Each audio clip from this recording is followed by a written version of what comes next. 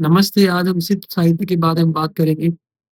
तो सिद्ध साहित्य कोई 100-200 साल पुराना साहित्य नहीं है। ये हज़ार साल पुराना साहित्य है और इस साहित्य की शुरुआत 8वीं शताब्दी में हुई थी। और जब हम सिद्ध साहित्य की बात करते हैं, तो हमारे मन में पहला सवाल यही है कि इसके संस्थापक कौन? तो सिद्ध साहित्य के संस्थापक है सरहपा और ये पहले विद्रोही कवि हैं। विद्रोही कवि से तात्पर्य है कि इन्होंने उस समय व्याप्त मंदिर, पूजा, अवतारवाद और हिंदू रीति-रिवाज़ों और बाकी किसी भी धर्म के रीति-रिवाज़ों का खंडन किया था। इन्होंने ग्रस्त जीवन का भी खंडन किया सभी है पढ़तों को और सरहपा को हिंदी का पहला कवि होने का गौरव भी प्राप्त है। राहुल सांकृत्यायन तथा अन्य विद्वानों ने इन्हें हिंदी का पहला कवि माना है और इनकी समय सीमा 769 ईस्वी निश्चित की है। हालाँकि आचार्य रामचंद्र शुक्ल ने अपने ग्रंथ हिंदी साहित्य के इतिहास में इनकी समय सीमा 633 ईस्वी निश्चित की है, जो कि ज़्यादातर एग्ज़ाम्स में पूछा जाता है। तो सरहपा हिंदी के पहले कवि हैं और हिंदी के पहले कवि होने के साथ-साथ ये एक क्रांतिकारी भी है, क्योंकि इन्होंने उस समय जो संस्कृति थी, उस संस्कृति का विद्रोह किया और अपने ही वि अलग साहित्यिक विचार प्रकट किए, जो इनकी संधा भाषा में लिखित दोहा कोश में उपलब्ध है। सिद्धों का विद्रोह एक जवाबी संस्कृति। इससे हम क्या समझते हैं? सिद्धों का विद्रोह और सरापा का विद्रोह कोई अलग विद्रोह नहीं है, दोनों ही एक ही बात है। इन्होंने उस समय व्याप्त सांस्कृतिक जो कार्यक्रम थे, कहने का तात्पर्य ये है कि उस समय संस्कृति में और समाज में व्याप्त रीति-रिवाज जो थे, उन्होंने इसका खंडन किया। उन्होंने इनका खंडन बड़े ही बढ़-चढ़ कर किया। अपने साहित्य में हम देखते हैं कि सरहपा और अन्य जो सिद्ध कवि हैं, जैसे सबरपा वगैरह, इन्होंने उस समय व्याप्त अवतारवाद, बहुदेव पूजन, मंदिर विद्या और उस समय समाज में व्याप्त ऐसे बहुत से रीति-रिवाज हैं, कुरीतियाँ हैं, इनका उन्होंने विद्रोह किया और इसी तरह ये सिद्ध कहलाए।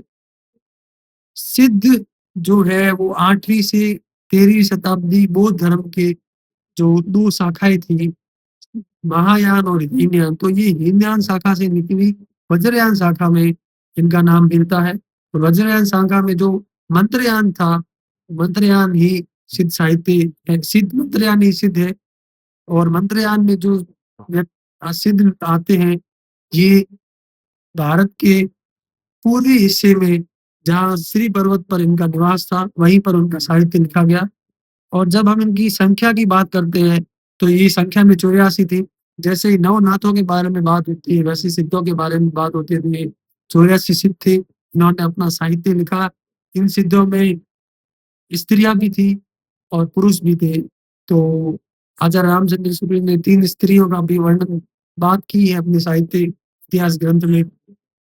तो हम जब सिद्धों की बात करते हैं, तब सिद्धों को उस समय के क्रांतिकारी साहित्य के प्रवर्तक क्यों माना गया? क्योंकि उनके साहित्य में बढ़-चढ़कर उस समय व्याप्त कुरीतियाँ, अवतारवाद जैसे कि हमने पहले बात कर दी है, इन सब का खंडन मिलता है। उन्होंने घट के भीतर भीतर जो ईश्वर है उसके बारे में बात की है। उन्होंने कहा है कि मोक्ष की प्राप्ति कोई बाहरी वस्तुओं से नहीं होगी। बाहरी वस्तुओं का उन्होंने पूर्णतः खंडन किया है और जो मन के अंदर जो हमारे मन के अंदर ईश्वर निवास है, उन्हीं की बात की है। तो इस तरीके से जो सहपाद है उनका सहज मार्ग, सहज ज्ञान जिसके बारे में हम सुनते हैं हिंदी साहित्य में, सहज ज्ञान से तात्पर्य है सत्य की खोज भीतर से, मतलब भीतर से जो सत्य है, अपने अंदर जो सत्य है उसकी खोज करना। बाहरी जो इतने सारे आकर्षण है उनको त्याग कर शरीर के भीतर जो भगवान बैठा है उसकी खोज करना और इसी से मोक्ष की प्राप्ति करना। ये सिद्ध साहित्य में ज़्यादातर लिखा गया है और सहज ज्ञान सरपा द्वारा स्थापित मार्ग है, जो जटिल अनुष्ठानों को अस्वीकार कर सहज प्राकृतिक अनुभूति पर जोर देता है। जो मन के अंदर जो सहज अनुभूति है, उन्हीं को ही सर्वोपरि मानते हैं। बाहर जितने भी यज्ञ अनुष्ठान वगैरह जितनी भी रीतियाँ हैं, उन सब का ये विरोध करते हैं। और इसके बारे में सरहपा लिखते हैं कि जहाँ मन भवन न संचरी रवि शशि नहीं पवेश, तही वट चित विषाम करूँ सरे कही हुएस। इसका तात्पर्य है कि जहाँ मन और पवन यानी कि सांसों का संचरण नहीं हो, जहाँ पर रवि यानी कि सूर्य और चंद्रमा का प्रवेश नहीं हो, उसी जगह पर अपने मन को लगाओ और मोक्ष की प्राप्ति करो। तो इसके बाद हम बात करते हैं इसकी भाषा की। इसकी भाषा एक काव्यात्मक गुप्त कोड के रूप में है। संध्या भाषा की यही एक शक्ति है कि उसमें जो सामान्य शब्द लिखे हुए होते हैं, उनका वो सामान्य अर्थ नहीं होता, उसका गूढ़ अर्थ होता है और इसी गूढ़ अर्थ के कारण ये ज़्यादा महत्वपूर्ण हो जाती है। और सिद्धों द्वारा ये प्रतीकात्मक भाषा है। इसमें जो प्रयोग किए गए शब्द है, उसकी जो प्रतीकात्मक अर्थ है, उसी से इसका अर्थ निकलता है। और ये जो प्रतीकात्मक अर्थ है, यही आध्यात्मिक अनुभूति करवाते हैं। हमारे मन में जो अनुभूति होती है, उस अनुभूति का जब हम बाहरी जीवन में उसकी बात करते हैं, तो वो संध्या भाषा के माध्यम से बात करते हैं। तो इसके 2 चरण देखे गए हैं।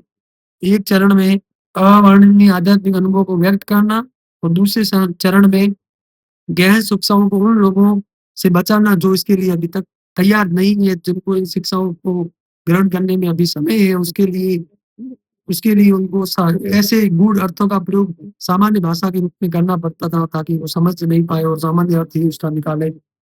इसके बाद हम उनके मुख्य कवियों के बारे में बात करेंगे। सरहपा जिनकी समय सीमा 769 ईस्वी है। इनका ग्रंथ दोहा कोश है, संध्या भाषा में लिखा गया है। सरहपा ज्यादातर उस समय जो अब्रज भाषा से निकलकर पुरानी हिंदी थी, उसी में उनका काव्य लिखा गया है, इसीलिए हिंदी का पहला कवि सरहपा को माना है। सबरपा 780 ईस्वी में चर्यापद इन्होंने लिखा। 780 ईस्वी इसका समय निश्चित है और चर्यापद ग्रंथ इन्होंने लिखा। उसके बाद लुईपा का 773 ईस्वी में इनका समय माना गया है लगभग। और लुईपाद गीतिका इनका ग्रंथ है। ये एग्जाम में पूछे जाने वाले सबसे इम्पोर्टेंट सवालों में से है। इनको आप याद रखिए और फैक्ट्स के लिए आप जो अलग क्लासेस लेंगे, उसमें आपको एक-एक फैक्ट याद करवाते जाएँगे, ताकि आपको एग्जाम में कोई परेशानी नहीं हो। जो एग्जाम में पूछा जाएगा वही बात याद करनी होगी और उसे याद करने के लिए हम मेमोनिक्स का प्रयोग करेंगे और उसके साथ-साथ पाई चार्ट्स, डायग्राम्स और इन सब के माध्यम को आपको आसानी से याद करवा देंगे। जो पुराना तरीका है वो उससे अब नया तरीका देखिए आप हिंदी साहित्य पढ़ने का। और अगर आपको ये मेरा कंटेंट पसंद आया तो इस चैनल को सब्सक्राइब कीजिए और शेयर कर दीजिए। कणप्पा इसके अगले कवि है। ये कणप्पा सबसे विद्वान कवि माने गए हैं और इनका समय 820 ईस्वी है। और कणप्पा गीतिका और योग रत्नमाला इनकी प्रमुख रचना है। इसके बाद जब हम बात करते हैं सदियों की प्रतिध्वनि विद्रोह की विरासत। विद्रोह की विरासत से तात्पर्य है क्या ये विद्रोह यहीं तक जमा रहा, मतलब यहीं तक था, या इसका आगे और भी इसकी प्रतिध्वनि आगे हमें अगले साहित्य में दिखाई देती है। तो इनका साहित्य यहीं तक समाप्त नहीं हो जाता। इसके बाद जब हम कबीर की बात करते हैं, तो कबीर में इनके साहित्य की प्रतिध्वनि हमें सुनाई देती है। उन्होंने उलटबाजियों का प्रयोग किया है। मन के भीतर जो मन के भीतर परमात्मा है उनकी बात की है। तो वो सब हमें इनके सिद्ध और नाथ साहित्य से ही मिलता है। 8वीं से 13वीं शताब्दी तक इनकी सामान्य जो साहित्य था, इन्होंने रूढ़िवादिता का जो चुनौती दी थी वो देखा जाता है। 12वीं सदी में सिद्धों से प्रभावित होकर नाथ संप्रदाय भी बना, जिसमें गोरख प्रवर्तक थे। अगले वीडियो में हम उनके बारे में भी बात करेंगे।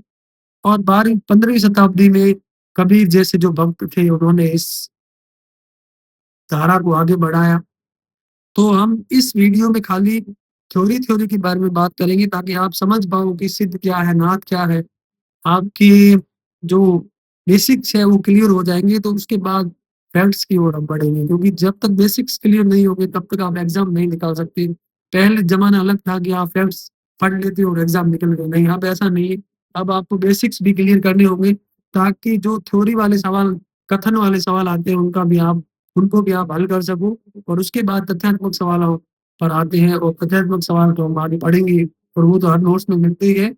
और उसके बाद हम जो जो क्विज़ है उसके माध्यम से अपनी तैयारी को मजबूत करेंगे। तो हिंदी साहित्य में जितने भी एग्ज़ाम्स हैं, हिंदी साहित्य की नेट, जेआरएफ हो या आरपीएस की कोई भी हिंदी साहित्य का एग्ज़ाम हो, और अन्य स्टेट्स के भी एग्ज़ाम होते हैं उसके बारे में, उसके लिए ये कंटेंट महत्वपूर्ण है।